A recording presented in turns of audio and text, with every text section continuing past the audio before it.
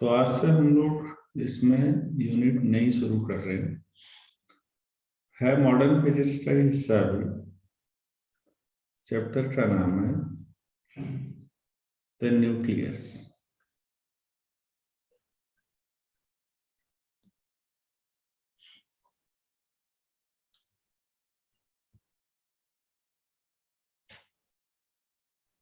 तो न्यूक्लियस को थोड़ा सा डिटेल में समझते हैं। अभी तक हम न्यूक्लियस मतलब जहां प्रोटॉन और न्यूट्रॉन रहते हैं, और बाकी चारों तरफ इलेक्ट्रॉन घूमते हैं।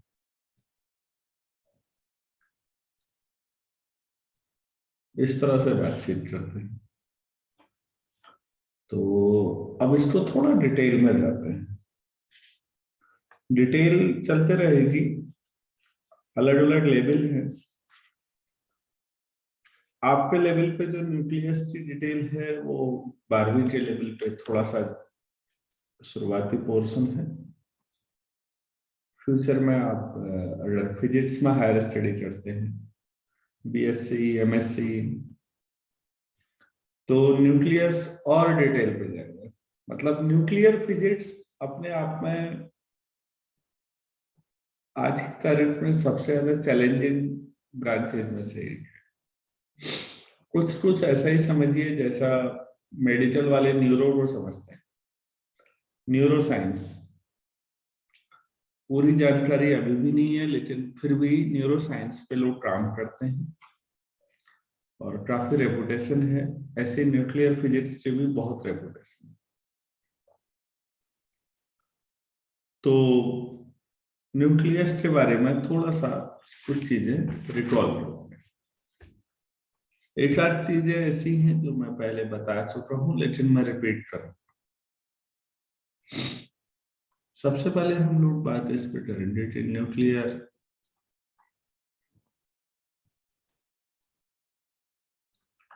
कॉन्स्टिट्यूएंट्स क्या होते हैं।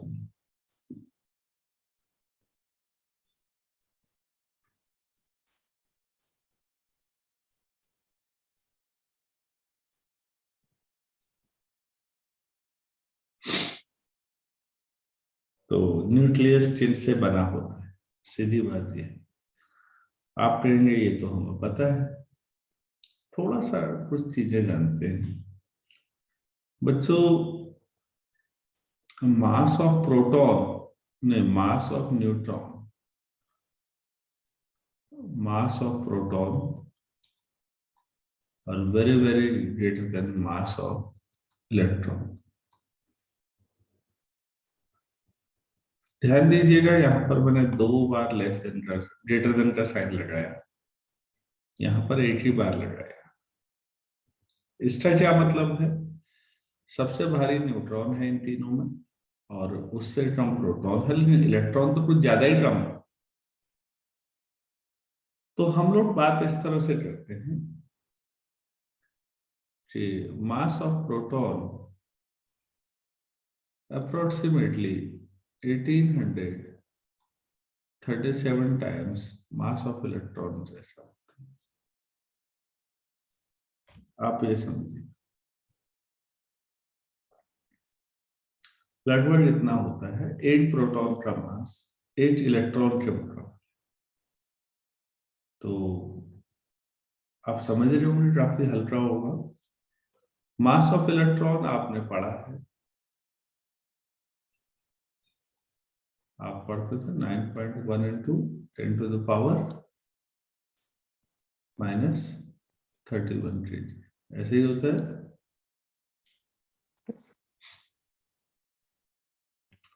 मास ऑफ प्रोटॉन भी पढ़ा है, 1.67231 into 10⁻⁻27 kg। और मास of neutron 1.6749286 into 10⁻⁻27 kg। Please आप लोग ध्यान से देखिएगा, इतना आपको याद नहीं करना। ये मैंने केवल एससी वर्मा सर की किताब से उठाए हुए डेटा है। ये 1.67 ही रहने दीजिए, इतना काफी है अगर आप याद कर सकते हैं। और ये राउंड ऑफ में कितना होगा, 1.67 ही होगा, ये भी 6 से 8 कर लो।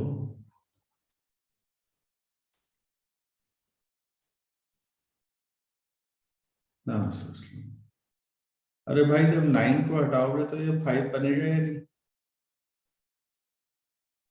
हाँ 5 को हटाओगे तो 7 की जो 8 लिख लो बस।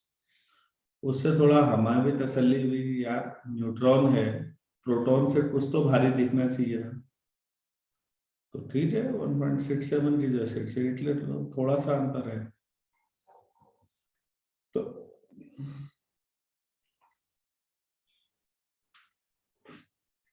मैंने जो ऊपर लिखा हुआ था अभी कि mass of neutron is greater than mass of proton and both are very very greater than mass of electron. Electron जो है -31 पे जा रहा है, पॉइंट के बाद 30 जीरो लगाने हैं बच्चों, ये स्थिति है। तो हम लोग क्या करते हैं, एक तो ये यूनिट है जो मैकेनिक्स में हम पढ़ते हुए आ रहे हैं कि हम इनके जो मास को इस तरह से दिखाएंगे। बच्चों, आइंस्टाइन साहब ने बहुत बड़ी बात कही है, मास एनर्जी इक्विवेलेंस की बात की है, सुना है आप लोगों ने? मास, E/mc²। हाँ, मास एनर्जी इक्विवेलेंस, नाम से ही समझो थोड़ा सा। इक्विवेलेंस का मतलब इक्वल टू mc² जो है,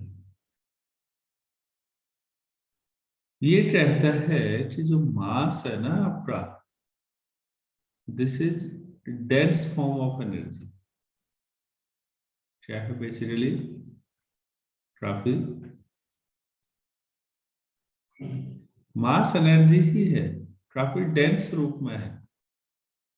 ये सब एनर्जी में कन्वर्ट किया जा सकता है। आपने देखा भी होगा, लकड़ी आपके पास है, आप उसे जलाएंगे तो उससे एनर्जी मिलती है या नहीं मिलती?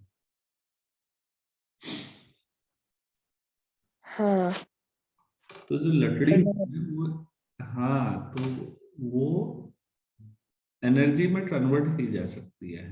तो लकड़ी जितनी बड़ी होगी, मोटी होगी, उतनी ज्यादा एनर्जी मिलेगी।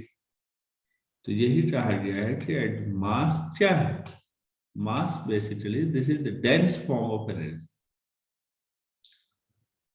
तो फिर मास भी अगर एनर्जी की फॉर्म में रिप्रेजेंट किया जा सके तो बच्चों अब हम मास को, ये पहला तरीका था जो आपने पढ़ा है, अब हम इसी में मास को एनर्जी फॉर्मेट में आपको कन्वर्ट करके दिखाते हैं। तो ये परंपरा जैसी है कि नॉर्मली न्यूक्लियर फिजिक्स में जो मास है वो एनर्जी फॉर्मेट में आता है बच्चों। तो परंपरा है तो इसे लिख लीजिएगा, इट इज कस्टमरी, कस्टम की तरह है, customary, sorry, customary nuclear physics.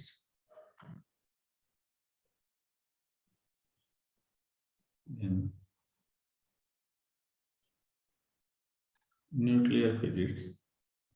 और एक और होता है बच्चों, कभी आप पढ़ेंगे तो high energy physics, high energy physics, ये बहुत फेमस वर्ड है, HEP बोलते हैं इसको, हैव। हाई एनर्जी फिजिक्स में जो काम होता है भारत में, आप कभी प्लाज्मा रिसर्च लेबोरेटरी अहमदाबाद की वेबसाइट पे जाइए, PRL अहमदाबाद, प्लाज्मा बताया था मैंने। हाँ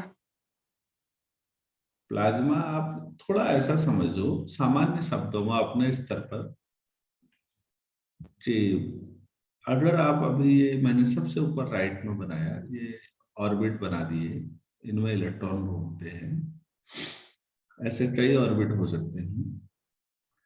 अगर आप इस एटम को एनर्जी देते हैं किसी भी तरीके से, तो एनर्जी तो सभी में बढ़ जाएगी, प्रोटॉन में, न्यूट्रॉन में, इलेक्ट्रॉन्स में। होता क्या है बच्चों, जो सबसे आउटर मोस्ट ऑर्बिटल के इलेक्ट्रॉन है, अगर उसकी कुछ ज्यादा ही एनर्जी बढ़ जाए तो वो फ्री हो जाता है, वो फ्री इलेक्ट्रॉन बना, और ये जो एटम है ये पॉजिटिव आयन बन जाए।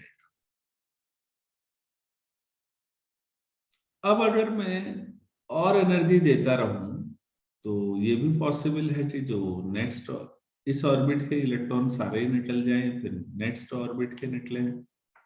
और एक स्टेज ऐसे सोचिए, काल्पनिक, कि हमने इतनी एनर्जी दे दी कि सबसे अंदर वाले जो ऑर्बिट के इलेक्ट्रॉन है वो भी निकल गए। तो बच्चों ऐसी स्थिति में एटम के नाम पर क्या बचा? न्यूक्लियस। एटम के नाम पर हमारे पास क्या बचा? केवल न्यूक्लियस। बाकी इलेक्ट्रॉन तो सारे फ्री हो गए। तो बच्चों इस स्टेज में एक वो स्टेज जहां देखो, पहले हम सॉलिड के बारे में पढ़ते हैं, मेटल, कोई भी पदार्थ, कोई भी सब्सटेंस सॉलिड में मिलता है फेज में, आप उसे एनर्जी देते हैं, वो लिक्विड फेज में कन्वर्ट होता है नॉर्मली। लिक्विड में भी और एनर्जी देंगे, वो गैसियस फॉर्म में आ गया। गैसियस से आगे की चीजें, बहुत ही हाई एनर्जी की बात कर रहा हूं, इसीलिए हाई एनर्जी फिजिक्स है। तो उस समय एक एक एटम भी टूटना शुरू हो जाएगा, और एटम के नाम पे केवल न्यूक्लियस बचा होगा। तो एक काल्पनिक स्थितियां सोचिए कि चारों तरफ इलेक्ट्रॉन्स का इलेक्ट्रॉन से ही है, और बीच में मोटे मोटे न्यूक्लियस। तो आप ऐसा भी सोच सकते हैं कि इलेक्ट्रॉन गैस है और उसके बीच में न्यूक्लियस है मोटे मोटे। तो बच्चों जब ये बिल्कुल वही स्थिति है जो हमारा ब्लड होता है ना, तो ब्लड तो लिक्विड है नॉर्मली, और ब्लड में क्या क्या होती है? WBC, RBC, platelets. तो साइंटिस्ट ने देखा यार ये भी तो वैसा ही कुछ है, लिक्विड है, मतलब मेरा मतलब फ्लूइड है, इलेक्ट्रॉन गैस है, बीच में मोटे मोटे न्यूक्लियस हैं, तो इसको प्लाज्मा नाम दे दिया है। तो जब प्लाज्मा फिजिक्स बोलते हैं, तो आप समझ रहे हैं कि कैसी फिजिक्स होगी, कैसी स्थिति में पढ़ना है आपने। क्लियर हुआ? हाँ। तो प्लाज्मा पर रिसर्च पूरी दुनिया में बहुत होती है। आप जब हमारा सोलर सिस्टम पढ़ते हैं, तो सूर्य के अंदर प्लाज्मा फॉर्म में ही मैटर होता है। जो हमारे बड़े बड़े स्टार्स हैं चारों तरफ यूनिवर्स में, स्टार्स के अंदर भी मैटर प्लाज्मा स्टेट में ही होता है। तो अगर आप उनको समझना चाहते हैं, तो आपको प्लाज्मा के बारे में समझना पड़ेगा। इसीलिए मैंने कहा कि भारत में plasma research laboratory, PRL, Ahmedabad एक रिसर्च लैब है। दुनिया में बहुत सारी है। तो प्लाज्मा चौथी स्टेट समझ लीजिए मैटर की। अभी तक आपने तीन ही स्टेट पढ़ी थी, सॉलिड, लिक्विड, गैस। अब आप गैस में भी आगे चले गए, लेकिन इसके लिए आपको बहुत ज्यादा एनर्जी चाहिए, तब यह हो पाता। इसीलिए हाई एनर्जी फिजिक्स स्पेशली बोला गया। कई बार तो 8 लाख डिग्री सेल्सियस तक, 8 लाख डिग्री सेल्सियस टेम्परेचर आसान नहीं है बच्चों। तो बहुत ज्यादा हाई एनर्जी पे काम करना पड़ता है। तो खैर प्लाज्मा पे पढ़ाना उद्देश्य नहीं है, लेकिन मालूम होना चाहिए कि प्लाज्मा का मतलब फिजिक्स में क्या होता है। तो मैंने ये लिखा है, it is customary in nuclear physics and high energy physics to represent मास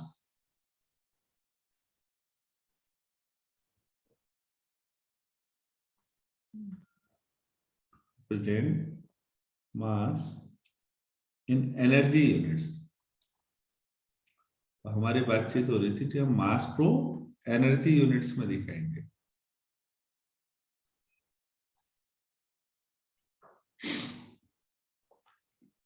क्योंकि मास बेसिकली एनर्जी है। तो हमने ये पढ़ा कि अभी मास जो है एक्चुअली मास, ये बात लिख लेते हैं भाई, एक्चुअली मास इज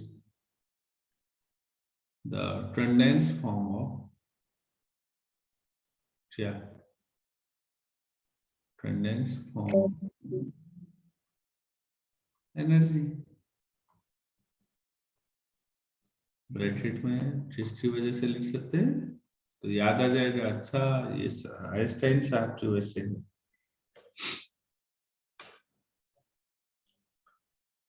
ठीक है, तो एग्जाम्पल के लिए मैं डायरेक्टली बहुत डिटेल में नहीं जा रहा हूं बच्चों आपके लेवल पे। तो मास ऑफ इलेक्ट्रॉन ME अगर मैं करता हूं, तो अभी तक हमने 9.1 इंटू 10⁻³ kg कहा है ना इसको। अगर मैं इसको, ये M है, एनर्जी में कन्वर्ट करता हूं, तो नाउ mc², तो M मतलब इलेक्ट्रॉन का मास इंटू c²। तो M हो गया 9.1 इंटू 10⁻³ और C 3 इंटू 10⁸8। तो mc² जो आ गया वो एनर्जी, ये जूल में आ गई।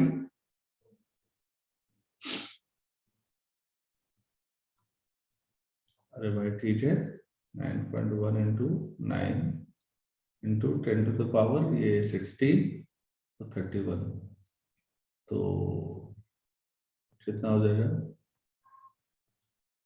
-15।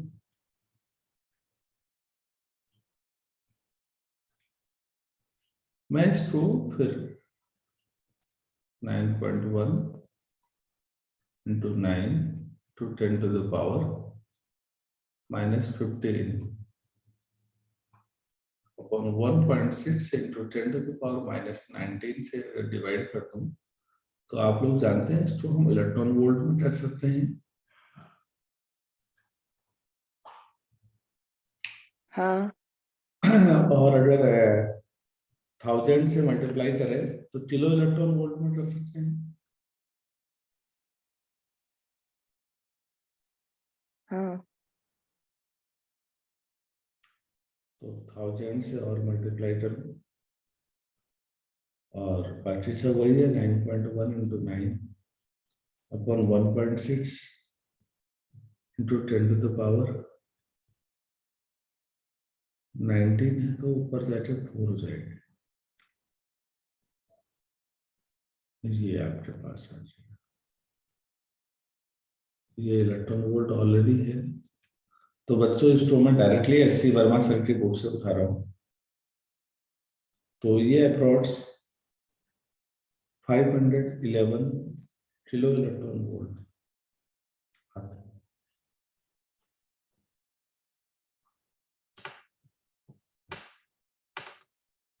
तो आप ऐसे कह सकते हैं, तो फिर मास ऑफ इलेक्ट्रॉन कितना हो जाएगा, ये तो mc² था, मास ऑफ इलेक्ट्रॉन, या मैं पूरा ये ले, सो ये दूसरी यूनिट है जिसको हम यूज करते हैं। Mass of electron equal to ME equal to 511 kilo electron volt पर c²। अरे भाई लेफ्ट साइड mc² था, c² से डिवाइड कर दो।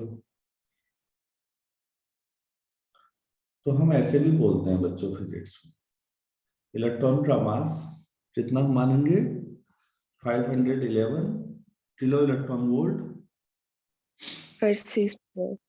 पर c²। ऐसे मास ऑफ प्रोटॉन सिमिलरली ये दूसरी यूनिट हो गई है, मास of proton 938 mega electron volt पर सी स्क्वायर, मेगा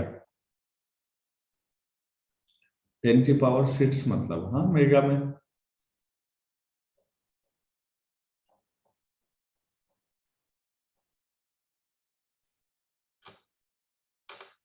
ये समझ में आ गया। ऐसे ही मास ऑफ न्यूट्रॉन भी होगा। तो ये एक तरीका ये है जो हम लोग यूज करते हैं न्यूक्लियर फिजिक्स पढ़ते समय। समझ में आया या नहीं आया? आया। एक बच्चों और यूनिट है, वो भी हमें पढ़नी चाहिए। मतलब मास को कैसे कैसे रिप्रेजेंट किया जाता है वो लिखना है। तो एक और है एटॉमिक मास यूनिट, एएमयू। बल्कि हम एएमयू में ज्यादा लिखते हैं, केमिस्ट्री में भी आपने वही पढ़ा हो।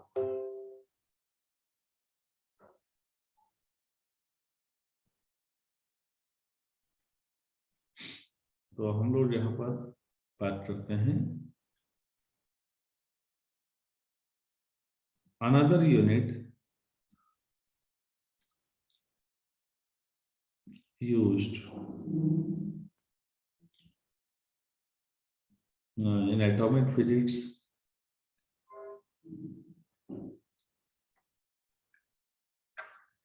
अच्छा, बड़ी मजेदार स्थिति यह है, कॉलेज में एटॉमिक फिजिक्स अलग पढ़ाते हैं, न्यूक्लियर फिजिक्स अलग पढ़ाते हैं। Is atomic mass unit, inverted comma में रख दीजिएगा, atomic mass unit AMU bracket में, atomic mass unit.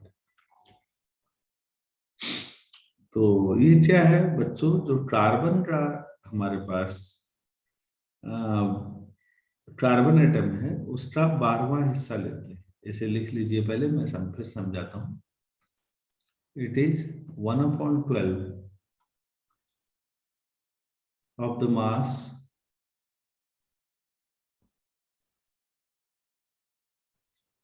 of a neutral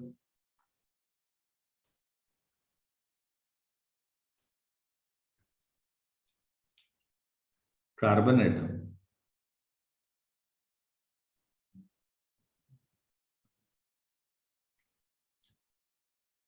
in its lowest energy state, in its lowest energy states,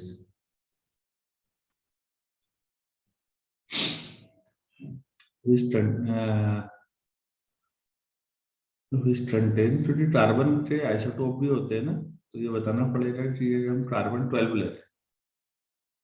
which contains 6 electrons, 6 protons and 6 neutrons। ऐसा ही होता है। हाँ। तो हम इसको U से दिखाते हैं, we denoted by U। AMU भी पूरा नहीं बोलते, हम खाली यू बोलते हैं, बाई स्मॉल यू। तो मैं आपको बता दूं 1 यूनिट का मतलब क्या है। 1 यूनिट का मतलब 1.67 इंटू 10⁻⁻27 kg। ये प्रोटॉन के मास जैसा कुछ हो रहा है। तो आप इसे 931 मेगा इलेक्ट्रॉन वोल्ट पर सी स्क्वायर कर सकते हैं। ये ऊपर था ना, वो 938 आ रहा था, उससे थोड़ा कम। कार्बन का जितना है मास, कार्बन एटम उसका 12वां हिस्सा है।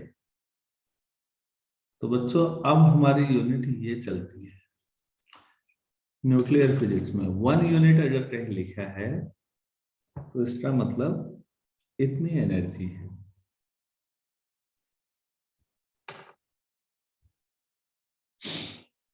इसके अलावा थोड़ी नॉलेज मैं ये आपको दे सकता हूं कि जो हमारे प्रोटॉन और न्यूट्रॉन हैं, यहाँ पर ऐसे लिख लेना, इनको फर्मियन कहते हैं, प्रोटॉन एंड न्यूट्रॉन्स आर क्या है? fermions. फर्मियंस।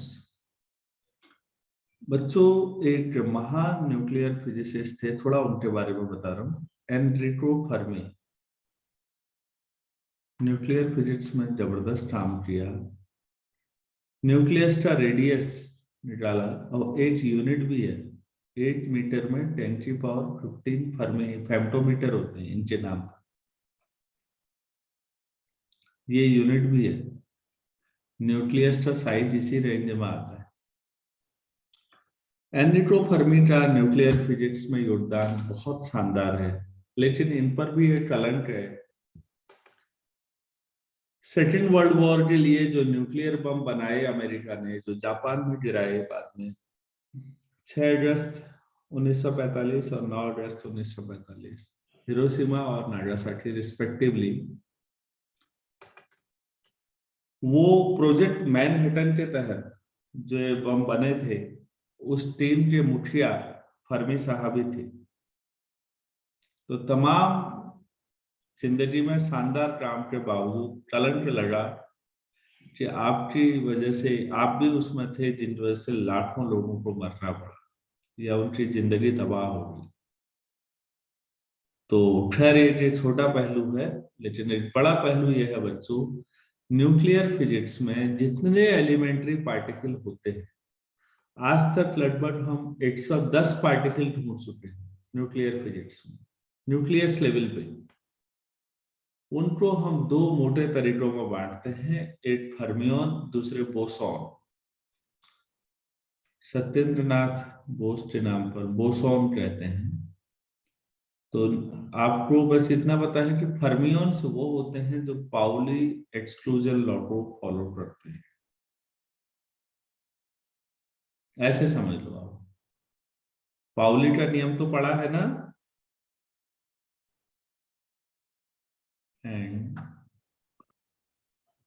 दे ओबे। अरे भाई, पाउली पढ़ा नहीं पढ़ा है केमिस्ट्री में? पढ़ा है। हाँ, तो ऐसे समझ लो बच्चों, बस पाउली एक्सक्लूजन लॉ। तो प्रोटॉन और न्यूट्रॉन दोनों ही फर्मियन होते हैं। क्योंकि हमारा फोकस आज न्यूक्लियस पर है, तो हम उसी पे बात कर रहे हैं। ऑर्बिट पे काफी बातचीत लोगों ने की है, हमारा ध्यान यहाँ है। इसका मतलब कोई भी 2 प्रोटॉन या 2 न्यूट्रॉन सेम क्वांटम नंबर नहीं रख सकते, लेकिन 1 प्रोटॉन और 1 न्यूट्रॉन तो रख सकते हैं ना?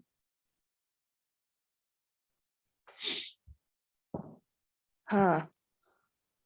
अच्छा, तो बच्चों जो प्रोटॉन और न्यूट्रॉन मिलके इनको न्यूक्लियॉन्स बोलते हैं, ऐसा पढ़ा है? हाँ। न्यूक्लियॉन्स। तो आप नीचे लिख सकते हैं, protons and neutrons are collectively called as, nucleons. Protons and neutrons are collectively called as nucleons. तो हमारा पहला लेक्चर कंप्लीट हुआ। हम लोग 5:10 पे मिलते हैं, तो तब तक आप ब्रेक ले लीजिए, फिर थोड़ा और चीजें सीखते हैं। इसमें कोई दिक्कत आई तो मैं एक बार रिवाइज करा देता हूँ एंड से पहले, देखिए प्लीज। मैंने यहाँ पर बात की न्यूक्लियर कॉन्स्टिट्यूएंट्स क्या होते हैं, प्रोटॉन, न्यूट्रॉन और इलेक्ट्रॉन के बारे में, थोड़ा मास के बारे में बताया, लेकिन ये परंपरागत यूनिट थी। आइंस्टाइन थ्योरी ऑफ रिलेटिविटी के बाद यह है कि मास को एनर्जी फॉर्म में कन्वर्ट किया जा सकता है, तो हमने नए तरीके से यूनिट डिफाइन कर ली, और लास्ट में एटॉमिक मास यूनिट ऐसे आई। तो हमने अभी केवल ये सीखा कि मास 3 तरीके से कैसे रिप्रेजेंट किया जा सकता है, बस अभी इतना सीखा है, बाकी नेक्स्ट लेक्चर में। Thank you.